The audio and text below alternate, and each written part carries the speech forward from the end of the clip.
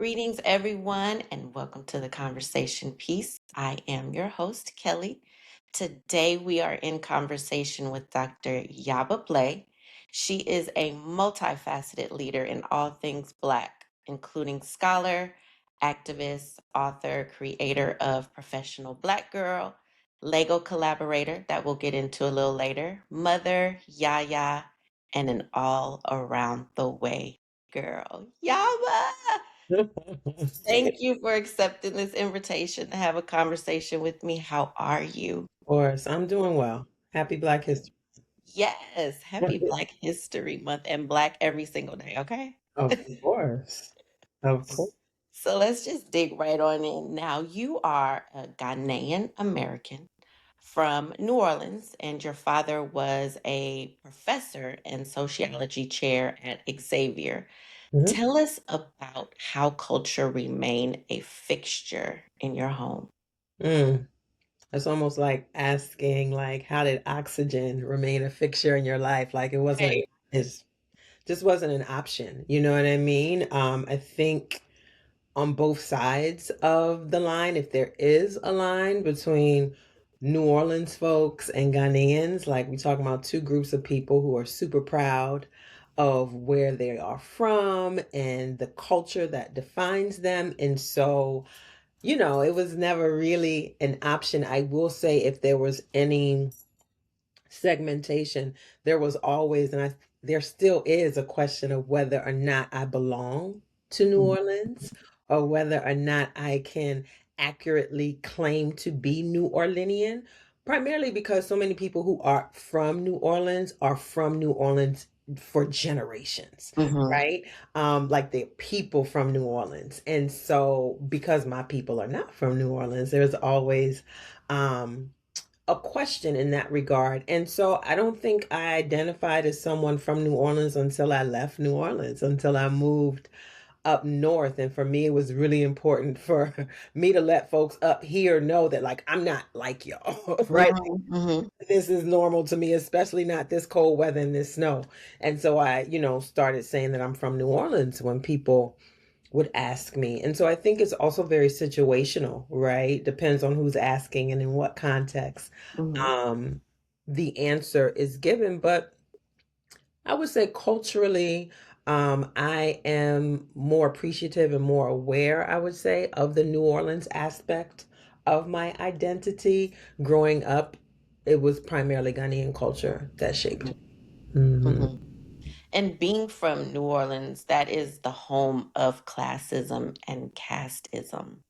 How was your experience with that being in New Orleans, if anything?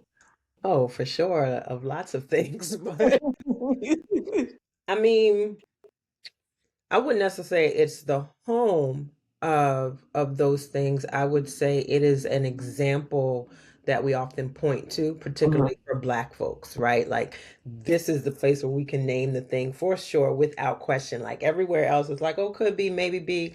It's a difference of opinion or perspective, but like there's no difference of opinion or perspective when it comes to New Orleans because it is ingrained in the history of the space. Mhm. And so, there's a historical reality that's based upon skin color and classes that are connected to skin color, as well as ancestry, right? Having a French last name, having French ancestors, for example, um, guaranteed a particular position in society. And so if we primarily, I think for me, it's more about the color Mhm. caste system than the class situation because I grew up middle class. Mhm. I grew up in the suburbs. And so color wise, I mean, you can see that I am very dark skinned, and I think that's in any context. And what's so interesting because I was teased growing up because my skin color was always a point of reference to who I was, right? Um, Even in this moment in my mind, I feel like I'm like the darkest. And I know not the darkest, but let me say of the darkest people there are. Um, and so like when I see Sudanese models, for example, I'm like, yeah, me and Alec Work are the same color, right? And other people are like, no, you're not. And I'm like, yes, we actually are. I mean, Mm-hmm. having the experience, well, first of all, growing up, and I know I'm going all the way around the bush answering your question, Mm-hmm. but you know, I'm a Gen Xer, was a teenager in the 90s, wanted to start wearing makeup, of course, about senior year. Well, before senior year, you wearing eyeliner and mood lipstick. Um, Mm-hmm. but like senior pictures, getting into high school, wanting to experiment with makeup, particularly in terms of like foundation and powder, and just remembering like I just always went to the end of the spectrum, right? Because like I had to go with the darkest, and even so, it wasn't the right color for me. So I have lots of pictures looking ashy. And so then, then when we come across not even fashion fair didn't even do right by me. But I remember the first makeup line that did right by me was Black Opal. Mm-hmm. And I remember going to the end of their spectrum without, this is drugstore makeup. We're not testing nothing. So you just assume Right. your color, right? Getting home and putting it on and it being too dark. Mm. And me being like, how is this a thing? Because who is darker than me? And so all Mm. of that to say, very much, um, I don't want to say scarred or traumatized because I don't want to give it more power than it deserves. And I also don't want to minimize the power of those words, right? And still, Mm. right? Those experiences very much marked me, very much guided how I navigate. I'm not going to say the world because I've had different experiences in Ghana, of course, and in the Caribbean and so many places. But I think New Orleans made such a point of pointing out my color and that I was different than everybody else that I've just always assumed that I was so different. Like I was Mm-hmm. literally the black spot in the room. And so, I mean, as a kid, I'll fight you, I'll cuss you out. I'm not going to give you the opportunity to think that you're doing anything to me. Mm-hmm. I'm not crying on the playground. Right. Um, that definitely felt some type of way. It definitely made me feel some type of way, and it's definitely stayed with me even now. Right. Hmm. Yeah. I mean, as light as I am, there was a question of what are you? About 3 years ago, we discussed my first experience with racism or prejudice. And when I first moved to the suburb outside of Oakland, California at the age of 6, being asked, what are you coming from St. Louis? There was never a question of what I was. I knew that I was Black. My Hmm. parents are Black. All four of my grandparents are Black. And my great grandparents. Now, my paternal grandfather is mixed, and my paternal maternal grandmother is mixed, but they both identified as Black. So there was never that question, you know what I mean? And then with the elders, it was colored. Yeah, I still heard a great aunt call a baby colored. yeah, for Oh, sure. that's a color. Well, it was a baby doll. That's a colored baby. Yeah, So I was like, wait a minute, colored, which, is a segue into your first book, yes, One Drop. Let's yes. talk about it, shifting the lens on race. What was your thought behind doing the research and writing this book? Well, for sure, as context, I am trained in Black Studies, African American Studies from Temple University. And so we were trained according to the ideology and the research methodology of Afrocentricity. And I think a lot of people hear that word and think they know what it means, but also understand that it is entire theory and entire ideology, and it's also connected to a research method. And one thing that is very important for us is that we center ourselves, of course, um, but also that there's a process of introspection, right? And so, saying that to say there's no such thing as objectivity. We are not to separate ourselves from our work. And in many ways, our connection to the work that we do, or let me just say, we have to identify our connection to the work that we do, right? And so, for me, that's a blessing. It still carries into the work that I do now. The question always starts with, I mean, it's very simply, what am I interested in? What are my curiosities? What are the things that I need to make better sense of, not just for us as Black folks, but for myself. right? And so giving permission to think about myself, of course, not separate from the collective of an us, right? So it's an I and it's an us, Mm-hmm. right? And understanding that what I come to understand for me is an understanding from us. All that to say, I'm blessed to have the opportunity to have bright ideas and just explore, right? And so for me, I told you about my experience growing up in New Orleans. And because of that experience in New Orleans, I have a vast understanding of Blackness, right? So if I were to meet you, I would never question your identity, Mm-hmm. right? I might be like, well, maybe she's biracial, but talking to you, there's no question, Right, right? right. About who you are. And that's based upon my experience growing up in New Orleans. You could have people who, in other contexts might quote unquote pass, right? But in New Orleans, we can see it. We can see that little drop. And so I, in grad school, had an experience, and maybe not a singular experience, but there was a sister in our department who I probably wouldn't even call a sister, primarily not because of what she looked like, but how she acted, Mm-hmm. right? So we talking about temple. I just told you Afrocentricity. I'm talking about incense burning in the hallways. Right? How you come into a space and don't speak? Yeah, you'll get in trouble for that. So she would come around and not speak, and we all be like, oh, what's happening here? Right. And so, in my mind and in my own personal history, right, Mm-hmm. I'm like, oh, she's one of them. Right? Either she thinks she's better than us, she's too cute, she can't be in community, whatever it is, I don't like her, I don't fool with her. Right. And so at the end, she did her master's there, and at the end of her master's year, we had um well, we all had similar professors, but one of the professors that I was particularly close to, who also, right, looks like, and we had a conversation, he looks like he could be Creole. He looked like his people Creole, right? Mm-hmm.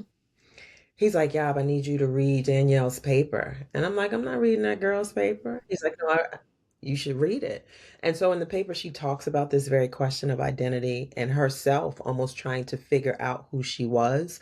She grew up in Temple's in Philly, of course.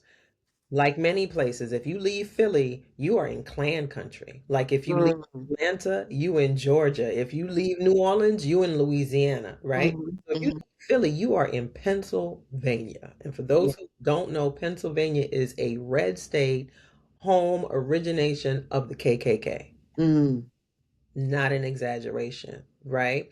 And so she comes from Lancaster, Pennsylvania, right? Where there are Amish and Mennonites. And so she grew up Mennonite. She grew up black father, white mother. She grew up the darkest thing in her community. Like there was never a question of who she was. And so feeling like an outcast, being teased to the point where she stopped going to high school. Mm-hmm. That's how real it was for her. And then coming to Philly, she purposely chose Temple for no other reason, but she was going to be in Philly with black folks. Yeah. And then she gets to the home of Afrocentricity, and we looking at her like, right? Right. So she don't know how to navigate this space. And so for her, it was easier to be quiet than Mm-hmm. to say anything. Right. And so then it had me like checking myself, right? About if I don't want people to look at me and make presumptions based upon my skin color, then I'm doing the same thing, right? Right. And so there was that. That's not even that's a backstory, right? The thing that motivated me and triggered me, if that's the language I want to use to start this project, is that I was on a panel at the Caribbean Cultural Center in New York City, and I was asked to be on this panel about colorism throughout the diaspora. Um, and so I was on a panel with a sister, Rosa Clemente. Mm-hmm. And Rosa, Rosa is Rosa, but I didn't know until she opened her mouth on that panel and said, I am a Black Puerto Rican woman from the South Bronx. And I'm looking at her like, Black? But also Black Puerto Rican. First of all, I'd never met a Puerto Rican before I moved up north. Ain't no Puerto Mm-hmm. Ricans in New Orleans as far as we knew, right? Um, so I had never met a Puerto Rican until I moved up north, and I had never heard a Puerto Rican say Black Puerto Rican. I had never heard anyone say Puerto Rican and Black in the same breath. And so to hear this woman who identified as Black Puerto Rican, and I'm looking at her and I wouldn't have identified her as Black, right?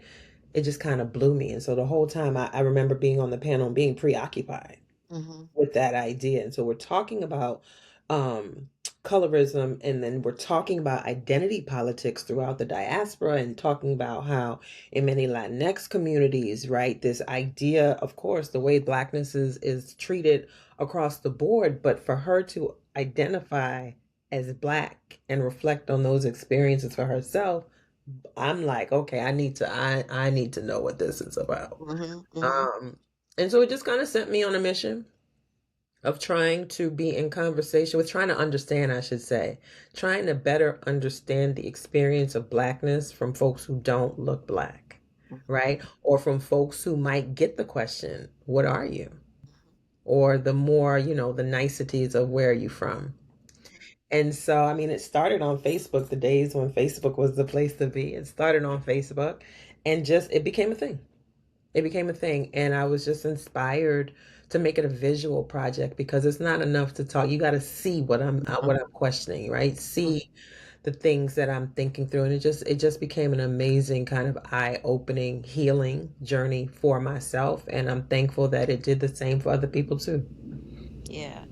And like you said, well, I mentioned earlier that what are you? That was the first time again at 6. And then I heard it, thinking about it, heard it again in high school.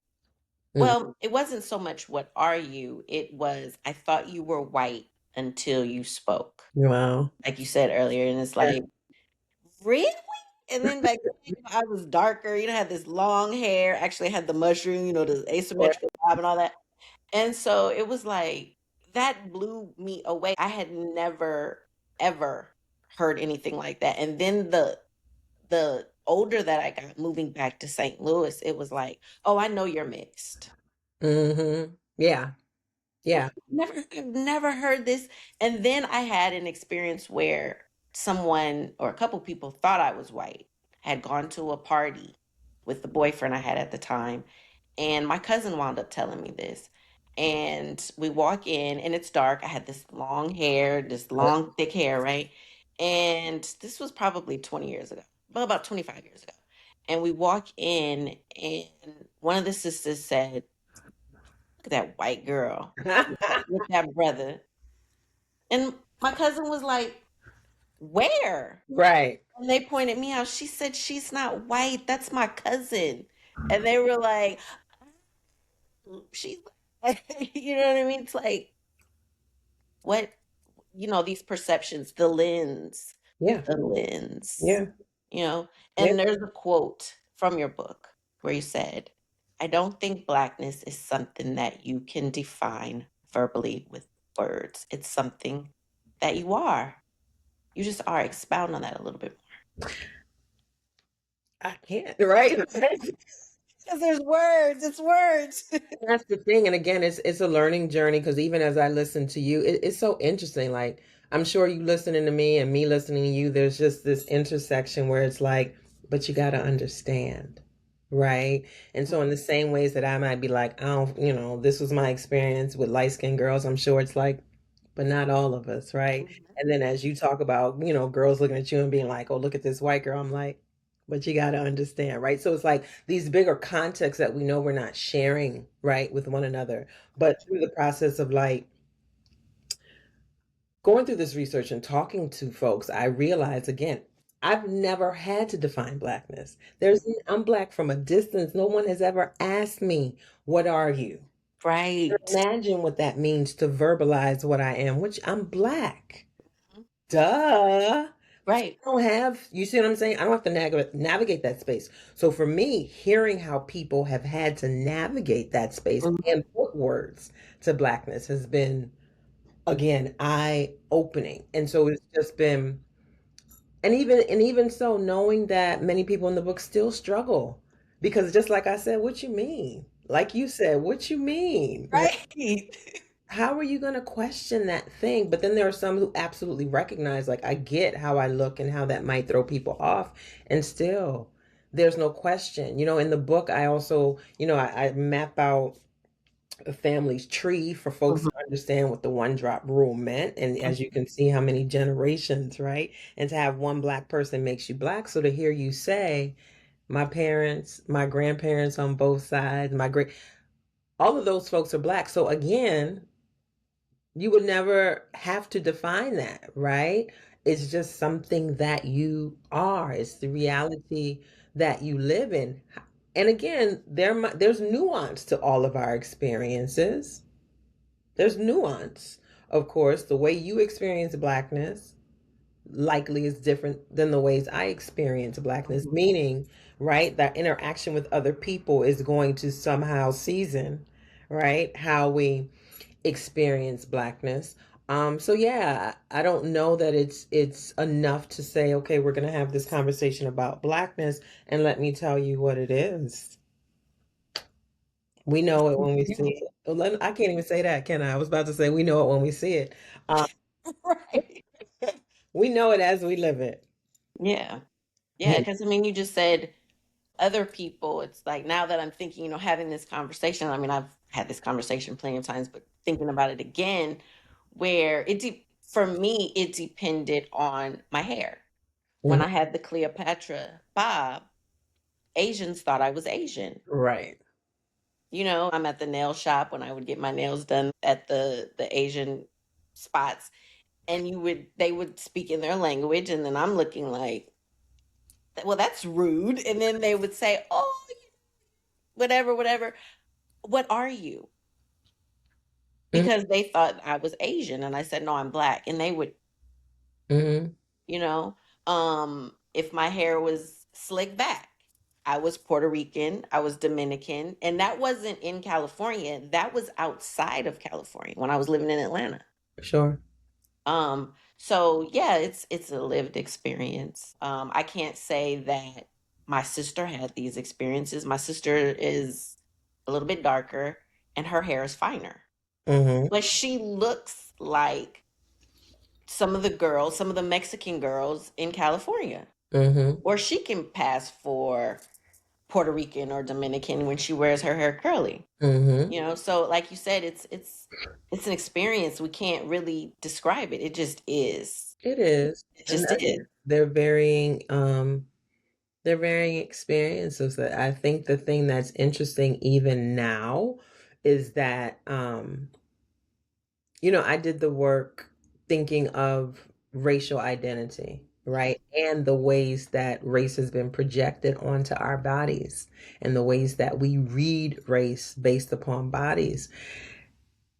And interestingly enough, I think a lot of people, it's interesting on both sides, right? Like I have folks who um are racially ambiguous, for lack of better term, who feel like, okay, thank you for doing this work, right? Thank you for putting these stories out so we can shift the lens, so we can Mhm. have open conversations. And then there are folks who are like, yeah, nah, they're not Black, Mm, right? No matter what you say, they're not Black because I'm Black in a particular way, which means the world sees and treats me in a particular way. I don't have the option, right? If we think about the discrimination that takes place across the globe in various situations based upon race, if somebody has a question about your identity, you are likely not going to be immediately discriminated against.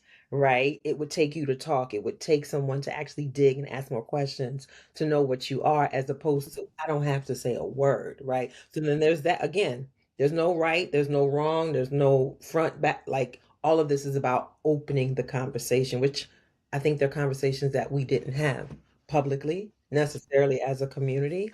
And then the other piece is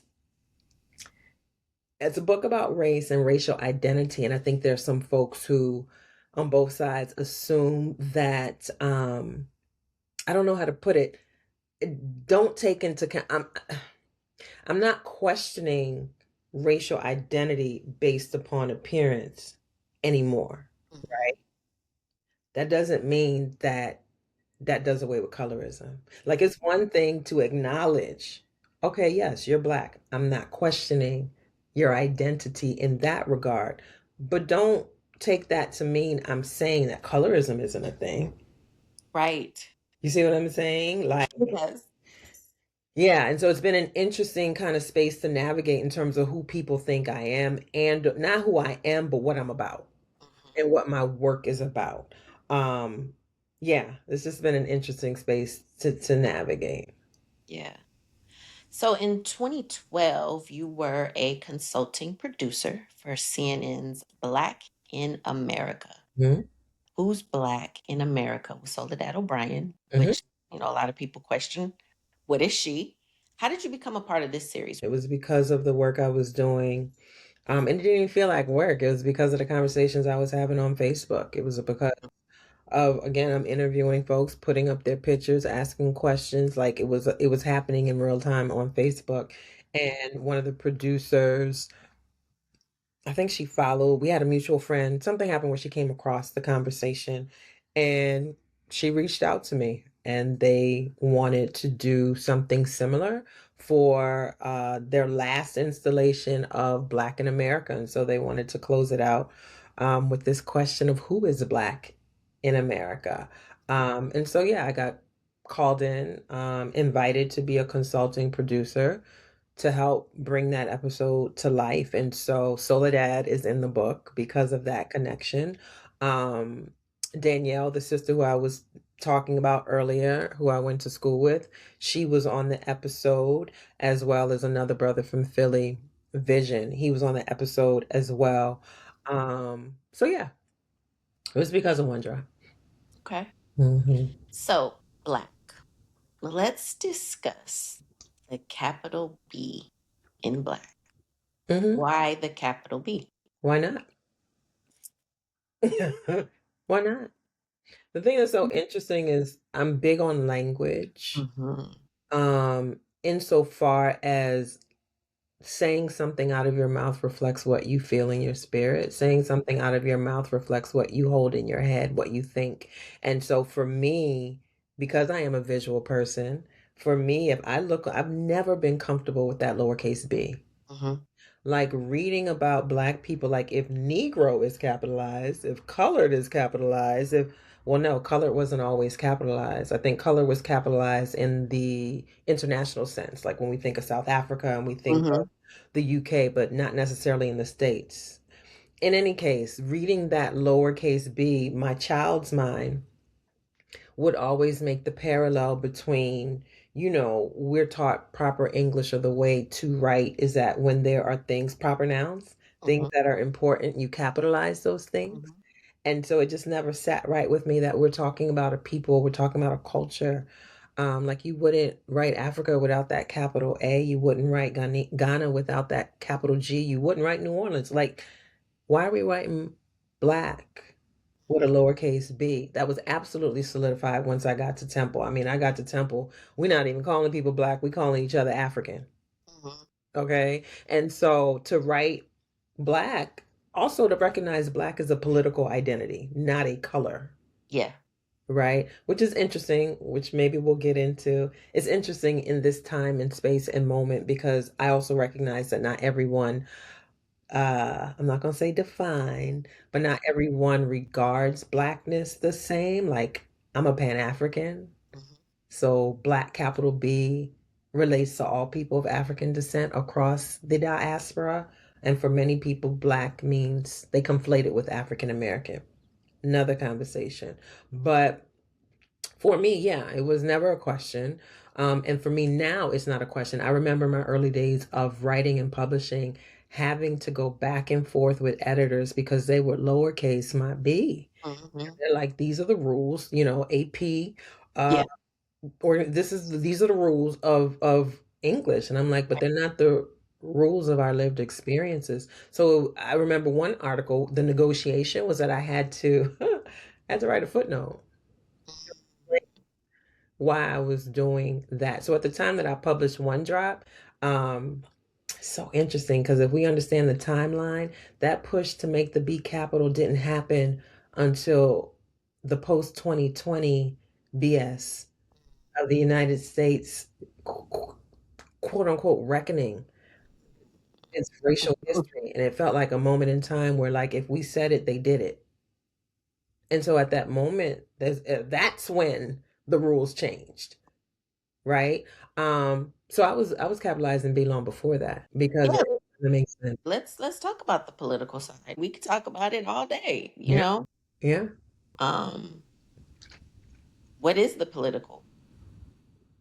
I mean, anytime you talk about the politics of something, you're talking about negotiations of power. Yes. And so much of our lived experiences are about negotiating power. And so, again, I'm coming from a Pan African perspective, from Marcus Garvey to Kwame Nkrumah to my daddy. You know what I mean? Like, it's just never been a question for me, Right. you know? I think there's so many divides across the diaspora, and what I keep saying is like, not to sound like that sister on 125th Street, but like this conspiracy, y'all. Right? This is how they get us. Right? Like they want us to stay separate. They want us to fight with each other. They want us to question who we are and whether or not we on the same team. Like Pan-Africanism is a political movement, Indeed. right? Like if we understand how much of this is by design, right? Like what do you think was happening? And it's hard too, because there's a piece of me that doesn't want to give white folks and Europeans and colonizers more credit than they've earned, right? Like it's almost like the Willie Lynch letter. Mm-hmm. Most people don't want to accept that that is not a real thing. Mm-hmm. Another day, another time. That letter was likely written by a black person. Mm. We go, but they had a point to prove, and there's power in it. But I don't want to give no white man enough credit to say that he sat down and mapped out the playbook. Another conversation. I know somebody's gonna argue with me about that, but whatever. So I don't want to give white folks more credit than Europeans more credit than they've earned. But at Mm-hmm. the same time, it's not by happenstance that you enslave folks, that you forcibly remove them from their homes and their people, and then drop them off in different places. Mm-hmm. That's that, and so saying that to say, like, y'all, what benefit does it serve us in this moment, in all of these moments? Tell me how it benefits us to say, no, we different. White people are clear.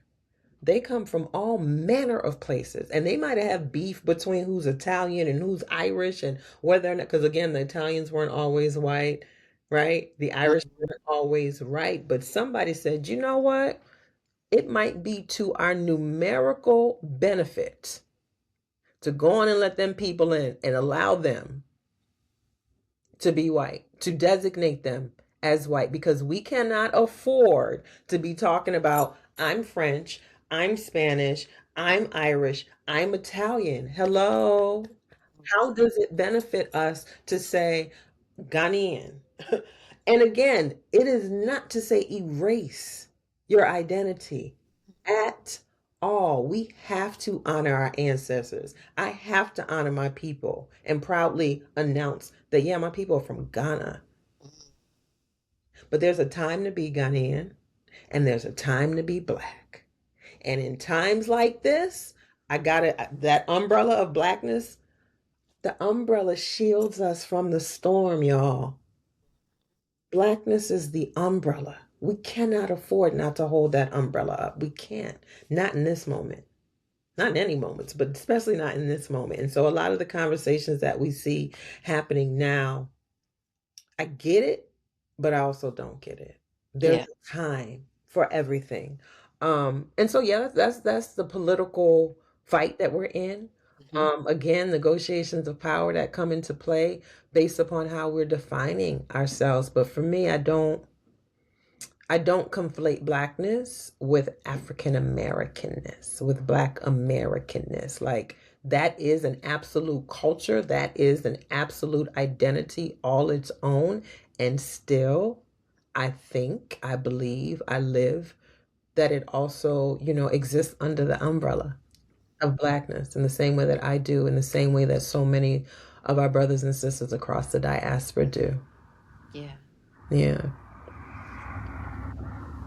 Well, I was going to go into something else, but since we are talking about Feel free. power, what is white supremacy? It's hard to give a succinct definition, but I can characterize it first and foremost. White supremacy is not white people, and I think that's our first uh, fault. Mm-hmm. Right? The first kind of problem with white supremacy, because I see so many conversations happening about whether or not we should use the language. And again, I get it. I struggle with it too. You Mm-hmm. know, I go back and forth about how I want to identify it. Like I Mm-hmm. really appreciate the work of Sonia Renee Taylor when she says white supremacist delusion, Mm-hmm. Yes. because it is a delusion, right? But it's also not personalized. It's not individualized. I think when we conflate white supremacy with white people, we forget that all of us can be agents of white supremacy. There are lots of Black white supremacists who don't even know it because it's an ideology. It's an ideology, a political ideology, Mm-hmm. right? That is absolutely at its core presents whiteness as the norm. With whiteness at the center, all else is compared, right, or measured or valued in comparison to whiteness. And at the basic level, it is to say that whiteness has more power, is more powerful, more valuable than all else.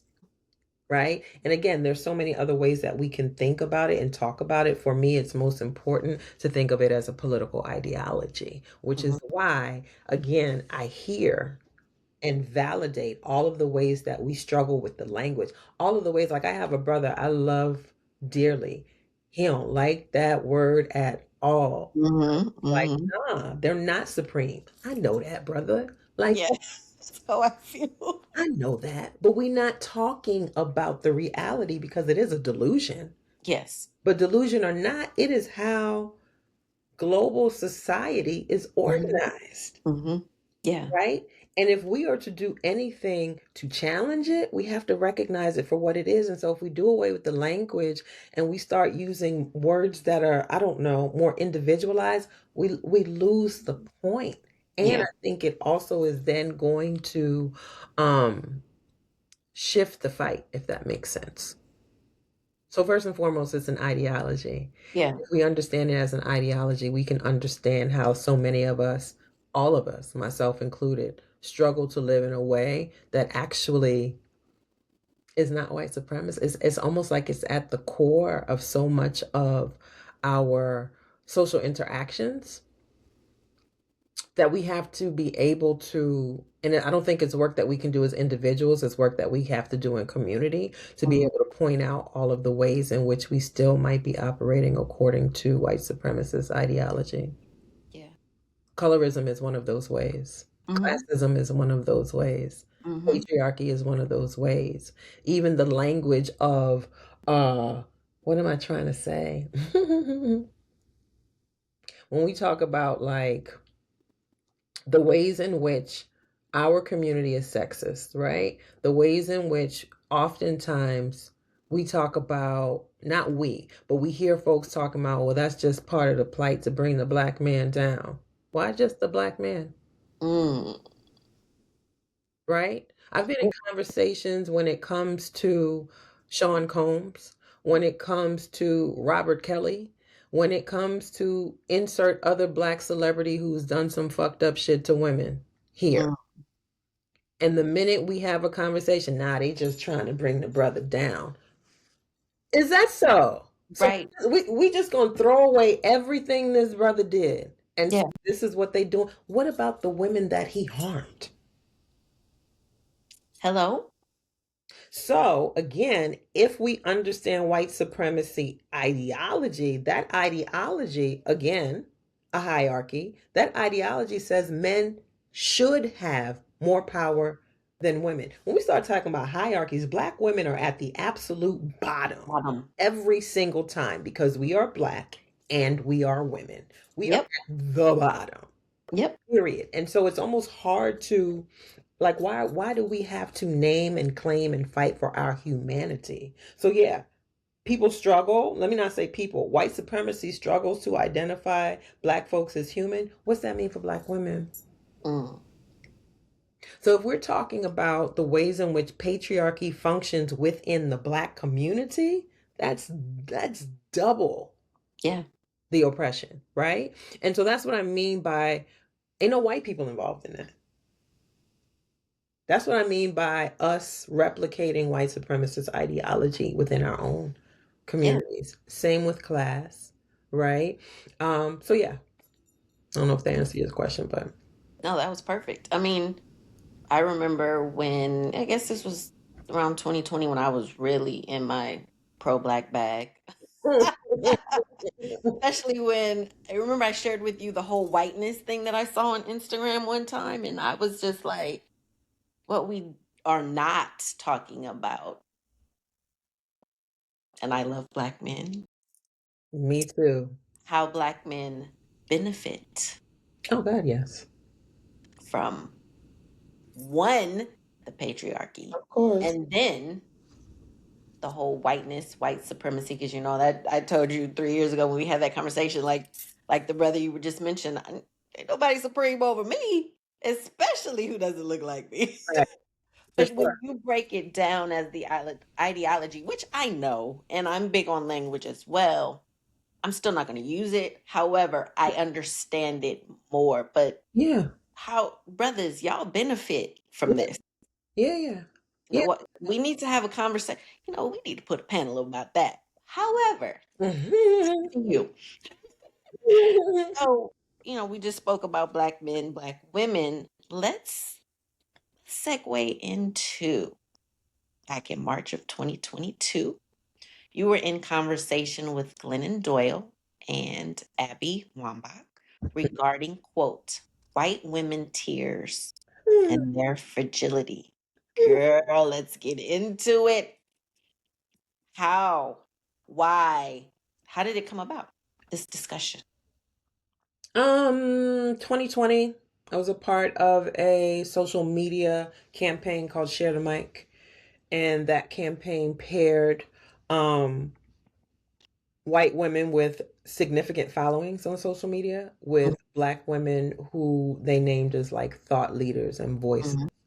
And so I got paired with Abby Wambach, who is the wife partner of Glennon Doyle. Glennon Doyle, we laugh about it. I call her the white lady's Jesus. Um, Mhm. she has a huge following, Mhm. and her book Untamed was on the New York Times bestseller list for 90 something weeks, almost 2 years. Mhm.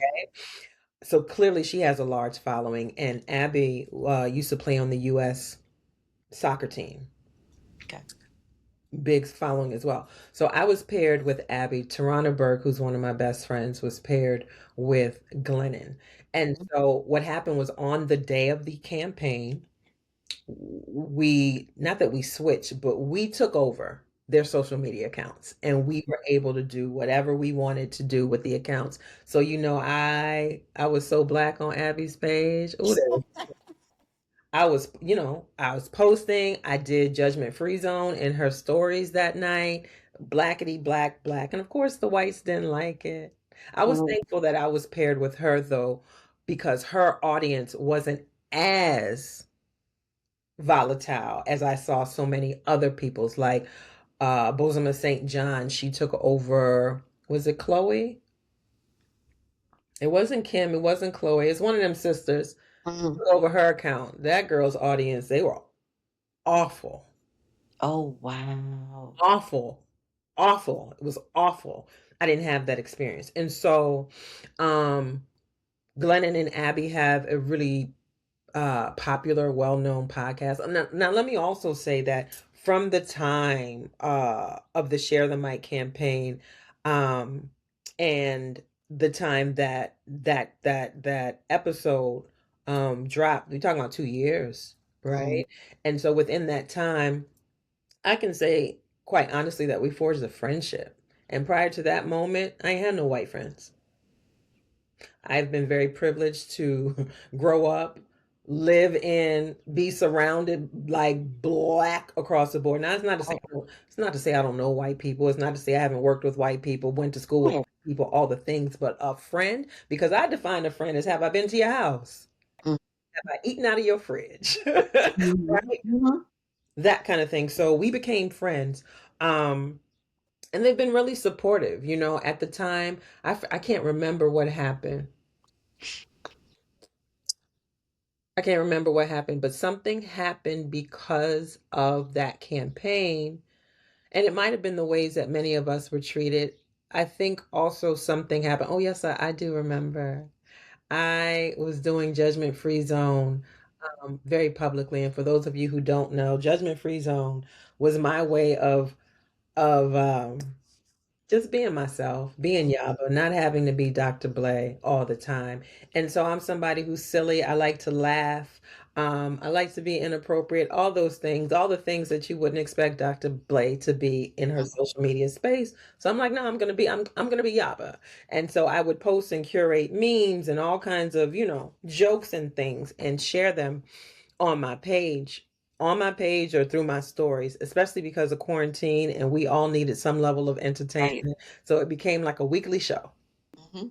I remember. And so one day, it was a Saturday, and what I would do is I would announce that the stories were up to folks by putting something on my page, like, all right, y'all, it's time for Judgment Free Zone.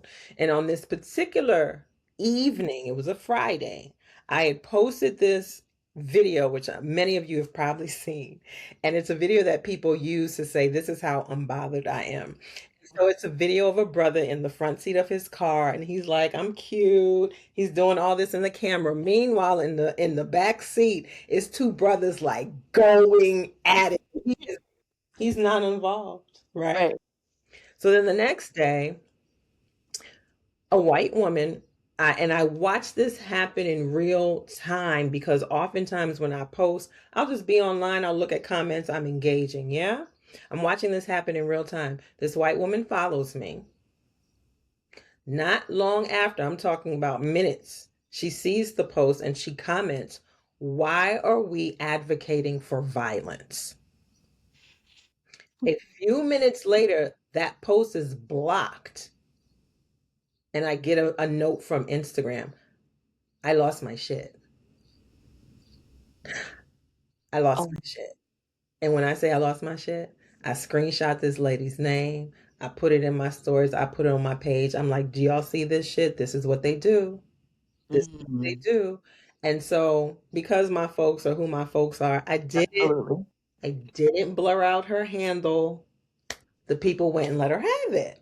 To the point where by that evening, she sent me like $500 by Venmo, like asking me for my forgiveness, asking me to take the post down to get people to leave her alone. And I reverted that transaction and gave it back to her because I had blocked her at that point. She couldn't get Mhm. in contact with me. And so I went back to because Abby, no, Glennon was on the organizing committee, I want to say, and I went back to them like, yo, we need to get the whole group back together because this is the harm that y'all put us in. Y'all fought Black Squares and Black Lives Matter. Y'all fought that this initiative was going to do some good and bring some education to your very white audiences when in reality it put us in harm's way, which is what working with y'all often does. I lost my shit, Mm. right? To the extent where now I'm in conversation with the head of Instagram, apologizing, giving me that's when I got my blue check, Mm. right? That's what happens. So neither here nor there, though very here or there. Abby and Glennon invited me to be on the podcast to talk about a lot of things, my book, my work, and then, what had happened. And so that clip is coming out of them asking me about not my relate. I actually forget the exact question. But yeah, it was me talking about and being very clear, about how we relate to white women, but also what part of the problem is, because that lady, she enacted her tears, whether Mhm. they were physical or not. But now you're a victim. Can you please tell your people to leave me alone? And here's Mm. some money. Here's some money. I don't need your money, lady.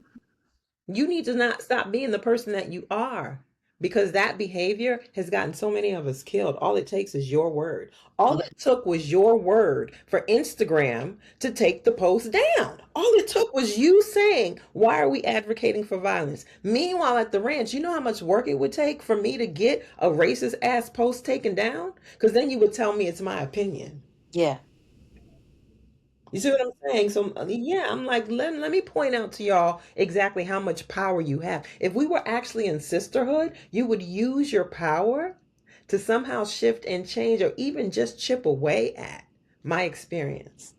You would use your power to our benefit. Y'all don't do that.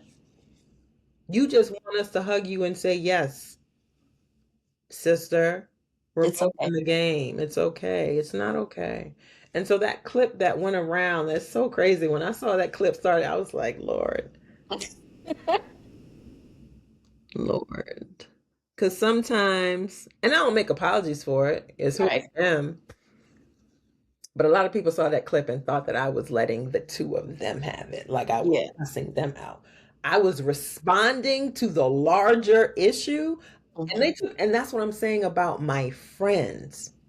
Because never, never at one time have they ever tried to clarify what was happening in that clip. You see what I'm saying? Because that would have been about them focusing on themselves and saying, no, she wasn't cursing us out. We're all friends. Never.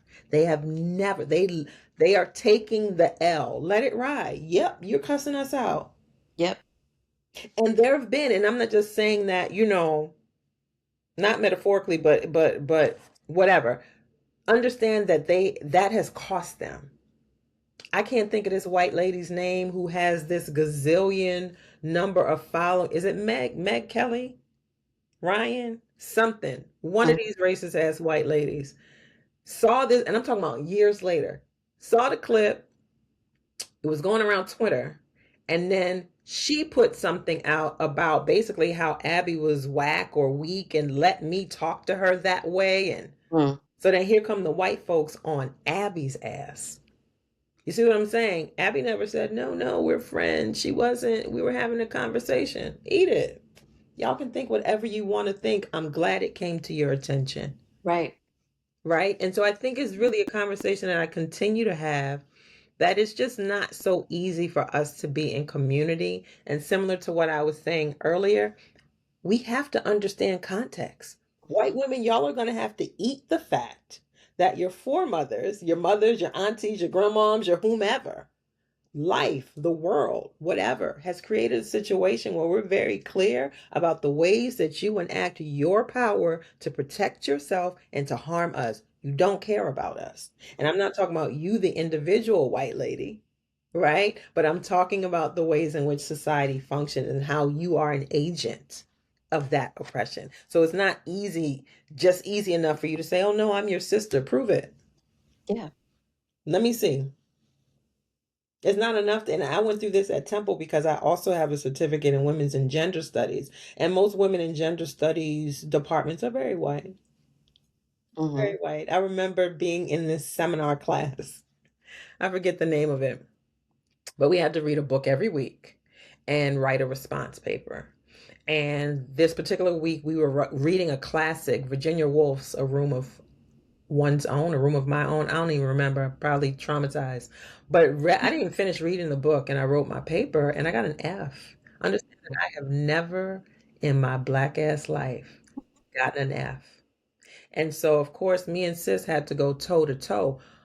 I wrote that I can't relate to this because the assignment was often like, how do you relate to this? That I don't relate to this. I'm a black woman. At that time, my ancestors were not fighting for a room of their own. They were fighting for their lives. What you mean? How do Right. I relate to this?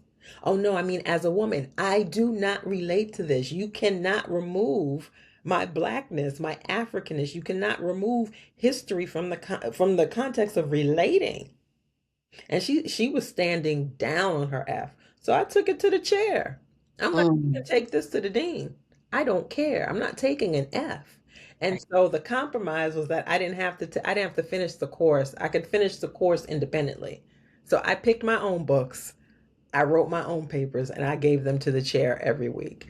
Good for you. I'm not doing that with you, lady. Absolutely not. You see what And I'm one thing about us as black women, you ask, we're gonna tell the truth. You don't even have to Truth ask. is out. You don't Well, even have to this too. That too. We ask. gonna Yeah. we gonna tell it. So we have lots of experiences where it's not enough to just say we're women. Yeah. We don't, like I said, Black women, we're at the bottom of the hierarchy. And so we don't get to we don't have those luxuries. No, we don't at all. Mm-mm.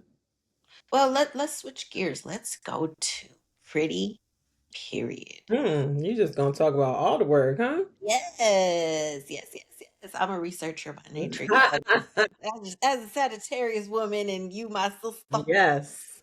So this Sagittarius. is a hashtag on Instagram back in 2013. And Mm-hmm. you were quite the innovator again as a Sag. A Mm-hmm. December one at that. What was the concept behind this one, sis? Pretty period as a hashtag, but also as a response, and a response to the kind of backhanded compliment that many of us have gotten is like, oh, you're pretty for a dark skinned girl. No, if I'm pretty, I'm pretty, period. Right.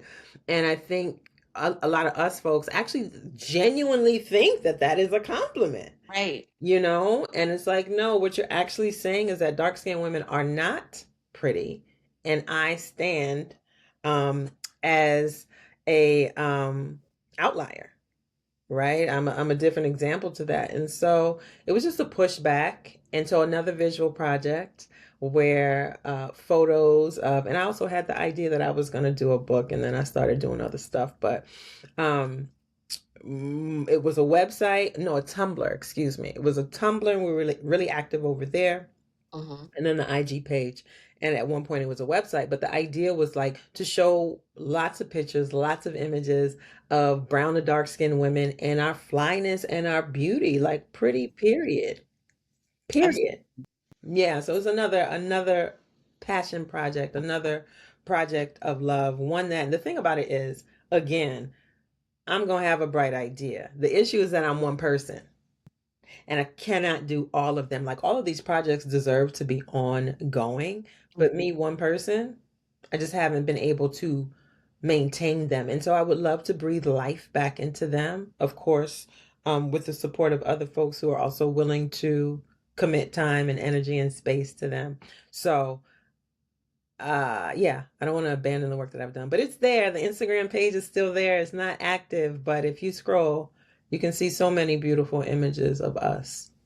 Yes. Let's go into another project. Mm-hmm. Professional Black Girl series and digital community that celebrates Black women and little girls.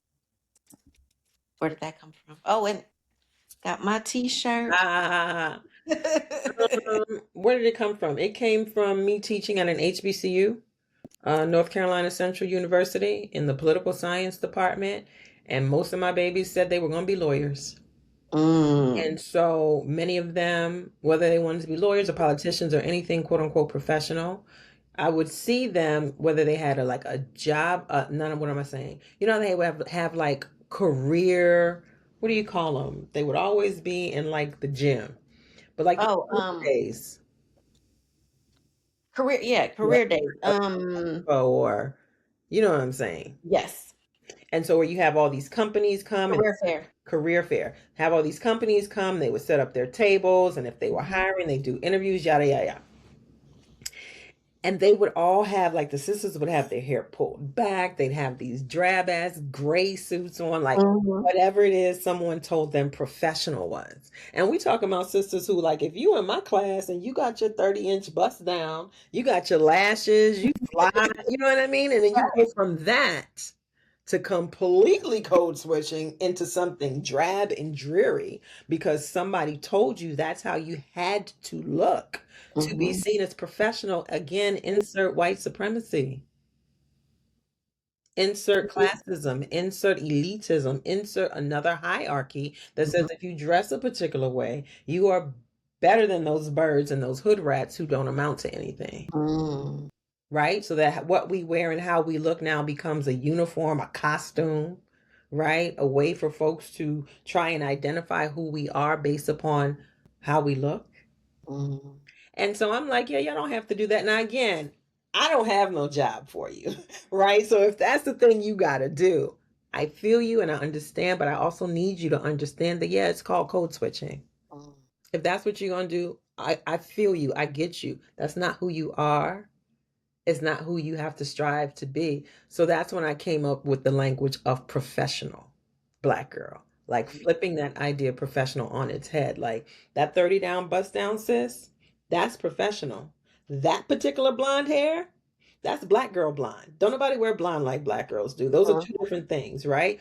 And so just wanting to affirm us in all the ways that folks think that, things are hood rats or birds or whatever the case, we're owning the idea of being a round the way girl. It is so much part of our identity. Again,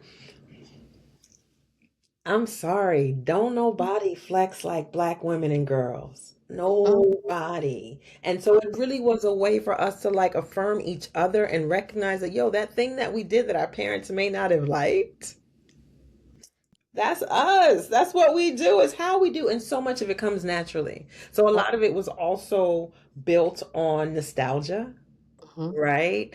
So like the bamboo earrings that became a part of the PBG brand, or us throwback Thursday to our graduation pictures and the stacks and the finger Mm-hmm. waves and like, oh, remember this hairstyle and remember this outfit, that kind of thing. And then also a web series where it became these one-on-one conversations with different women and girls who are like, yeah, this is what makes me a professional Black girl. Whether it's my colleague Dr. Kyla Story, we graduated from Temple together.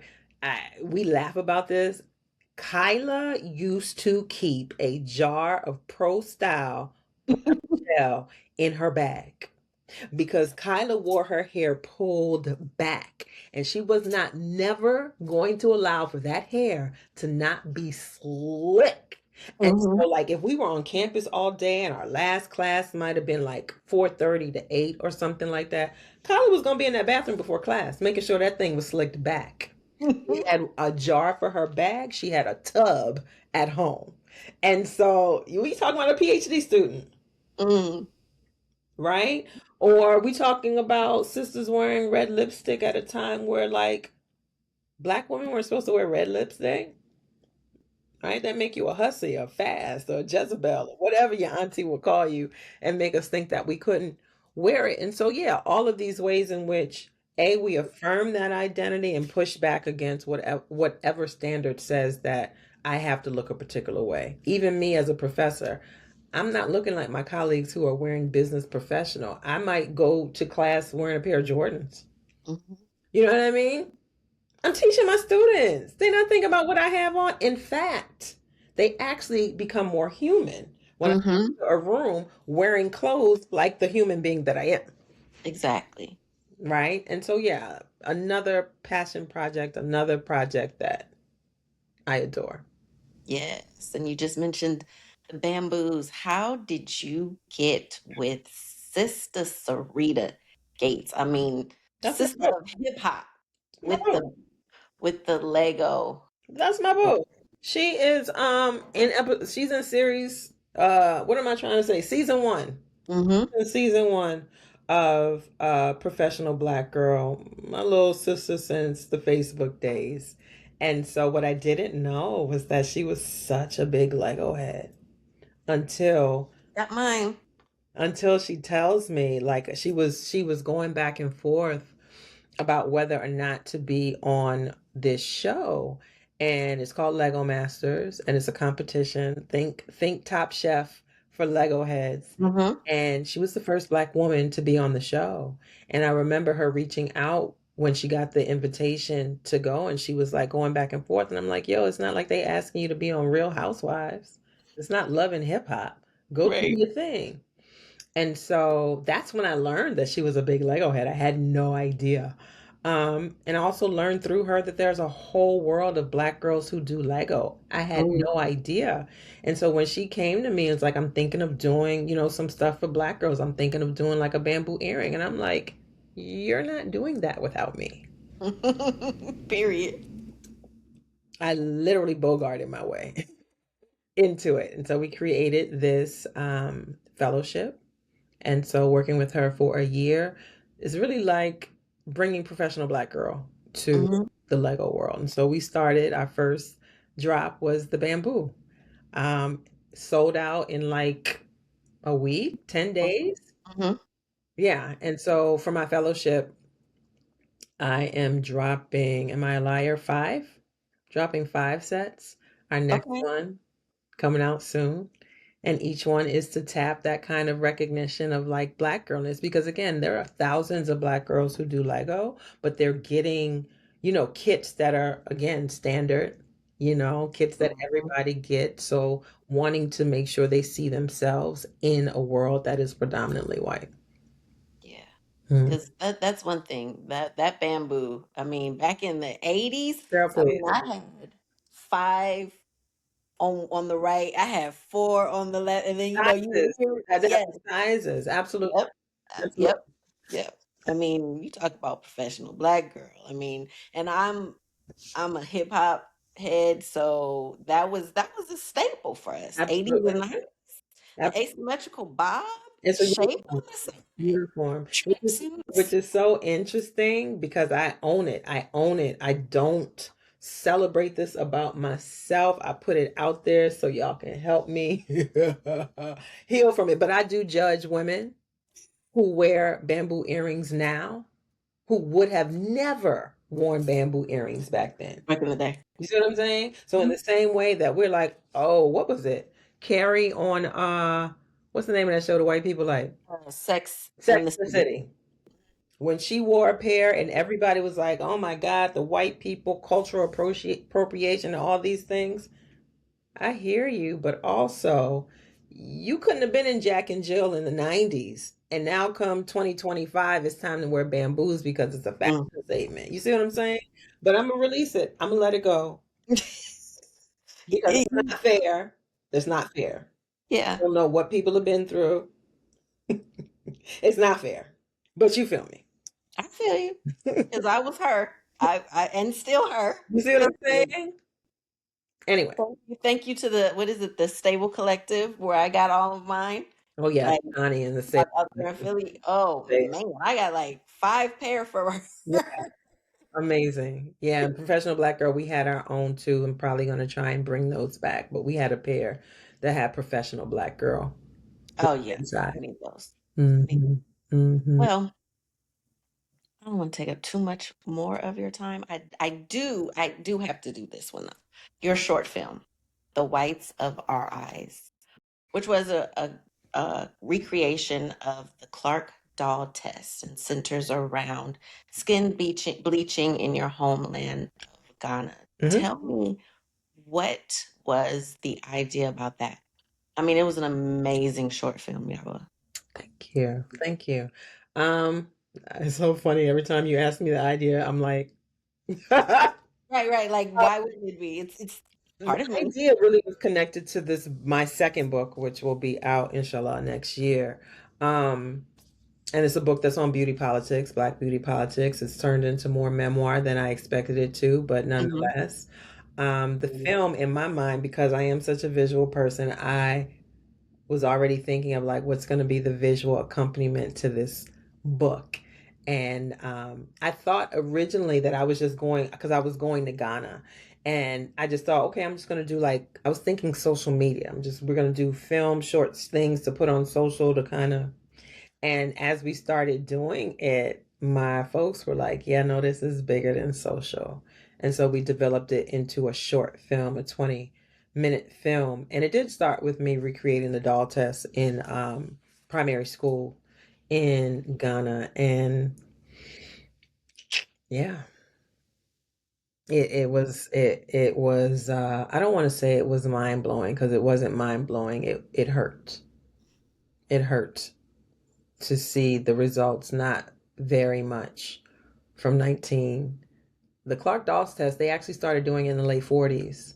It's only that it entered the courtroom when we start having the Brown versus Board of Education hearings. That's when it came to more public recognition. But interestingly enough, people talk about Kenneth and Mamie Clark. It really should have been Mamie and Kenneth Clark. They were married, but this work was Mamie's thesis. Mm-hmm.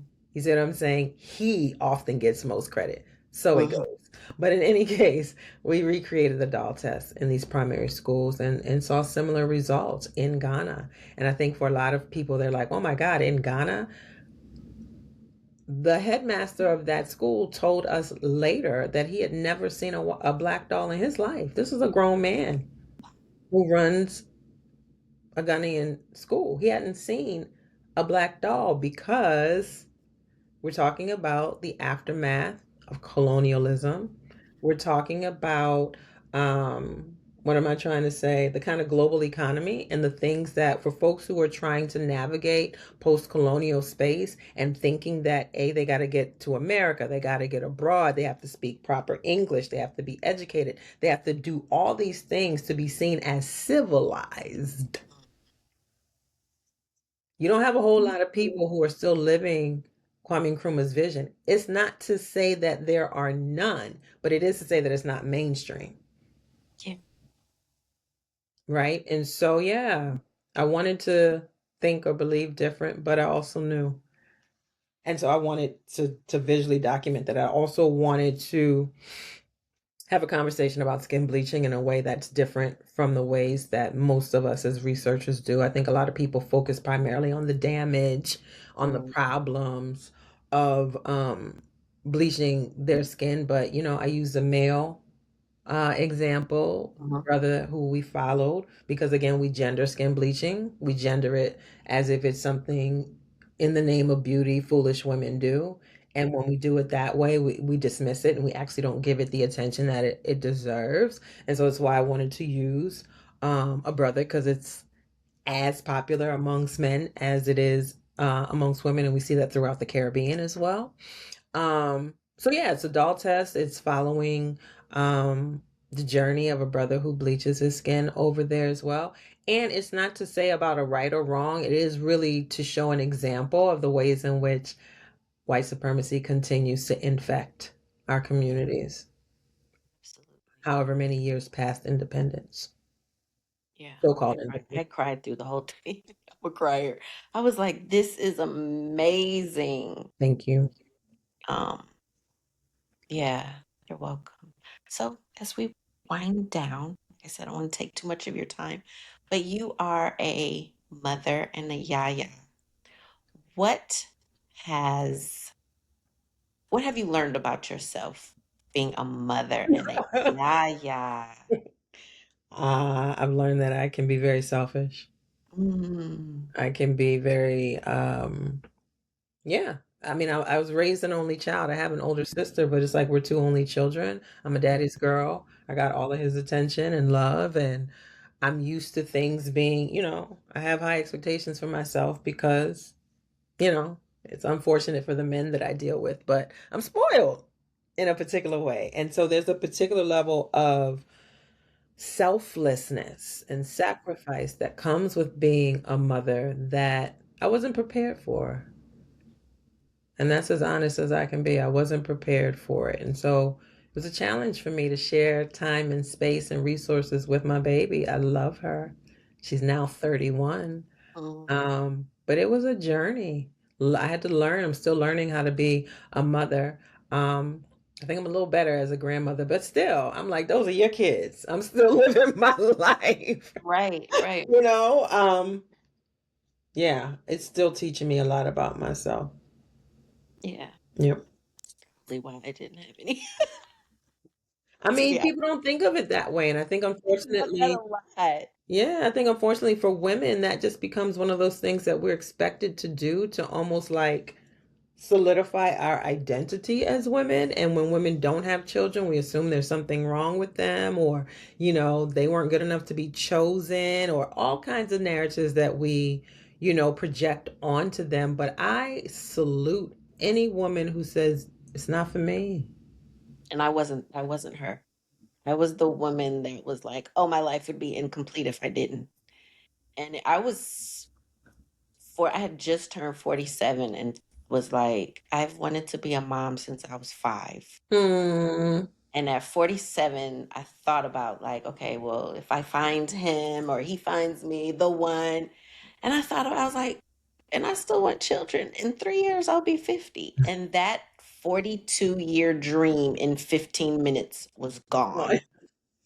I was like, oh, I'd be 50 and then I would be 55 with a 5-year-old. Oh no. But But I think about that. Like I like that I can come and go. yeah, of course you do. 'Cause you've been coming and going. It's your life, right? And I think that's Yes. things that we don't think about in terms of Mhm. how our life changed. But I also don't think we think of the children. I had my daughter at 19. Had Yeah. I thought about it differently, does your baby deserve a 19-year-old mom? Does your baby deserve a 55-year-old mom? You see what I'm Right. saying? That's the selflessness piece. Am I Yeah. thinking about myself, or am I thinking about the child?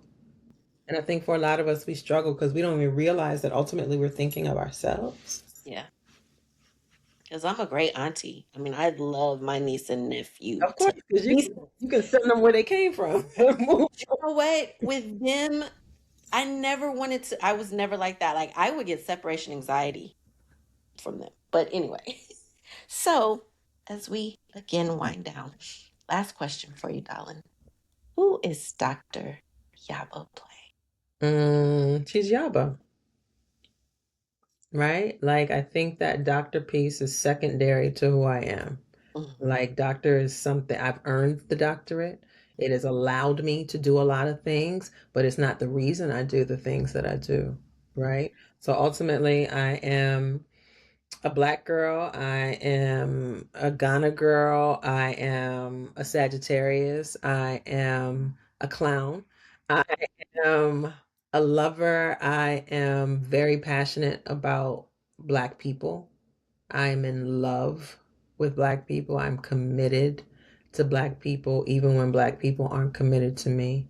Um, yeah, yeah. I don't know what else to say, but those are things that characterize me. But Yeah, ultimately, Dr. Yaba Blay is Yaba first. yeah, absolutely. So where can our audience find you? Online, yabablay.com. And that will, I think my social is up there. But either way, I'm Yaba Blay all across the platforms that I'm on, primarily Instagram.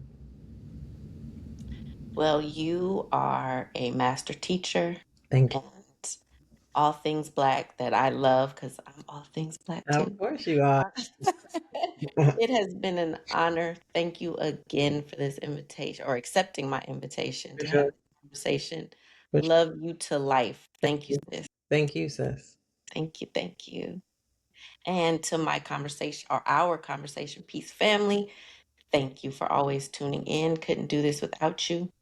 Love always, y'all. Peace. Bye.